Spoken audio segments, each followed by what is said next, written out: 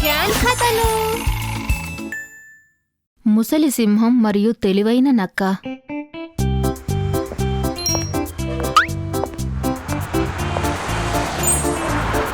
జాగ్రత్త, ఏం చేస్తున్నావు నువ్వు? ఇప్పుడు నేనేం చేశాను? నిన్ను రోడ్డు క్రాస్ చేసి వెళ్ళేటప్పుడు ఇక్కడ గ్రీన్ లైట్ వచ్చాకే వెళ్ళాలి.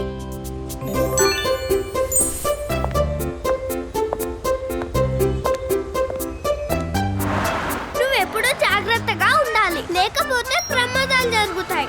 జాగ్రత్తగా ఉండాలంతేనా? అవును.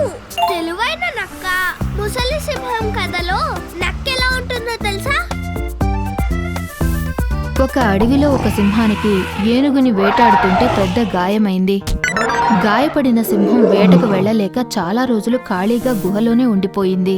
అలా ఆకలితో విలవిలలాడుతూ రోజురోజుకి బలహీన పడిపోయింది. నాకు చాలా ఆకలిగా ఉంది, ఏం చెయ్యను? అప్పుడు అద్భుతమైన ఆలోచన తట్టింది. సరే, నేను వేటకి వెళ్లకుండా ఆహారమే నా దగ్గరికి వచ్చేలా చేస్తే అప్పుడు సింహం ఒక ఎలుకను పట్టుకొని దాన్ని బెదిరించింది. హే నిన్నే, మిగతా చిన్న జంతువులందరికీ చెప్పు వాళ్ళ రాజు చావుకి దగ్గరయ్యాడని, ఆఖరిసారిగా వచ్చి చూడమని. కాని ఒక్కొక్కరిగా రమ్మను, గుంపుగా వచ్చి నా విశ్రాంతికి భంగం కలిగించొద్దని చెప్పు.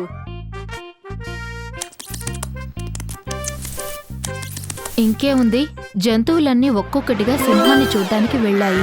కాని జంతువులు గుహ దగ్గరికి వెళ్ళగానే సింహం ఇలా అనేది. ఓ, దయచేసి లోపలికి రా, నేను నిన్ను ఆఖరిసారి చూడాలనుకుంటున్నాను. జంతువు లోపలికి వెళ్ళగానే దాన్ని పట్టి తినేసేది సింహం. ఈ పద్ధతిలోనే జంతువులు గాయపడిన సింహాన్ని చూడ్డానికి లోపలికి రాగానే సింహం వాటిని తినేసేది. అలా ఒక్కొక్కటిగా జంతువులన్నీ మాయమైపోయాయి. ఒకరోజు ఒక నక్క సింహాన్ని చూడాలనుకుని ఇలా అనింది. జంతువులన్నీ కనపడకుండా ఇలా మాయమైపోతున్నాయి ఏంటబ్బా? సర్లే, నేను వెళ్ళి ముందు సింహాన్ని చూసొస్తాను.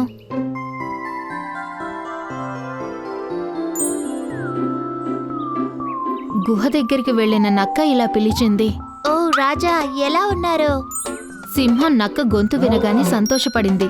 ముందులానే ప్రయత్నించింది. ఓ మిత్రమా, లోపలికి రా, నిన్ను ఆఖరిసారి చూడని, లోపలికి రా.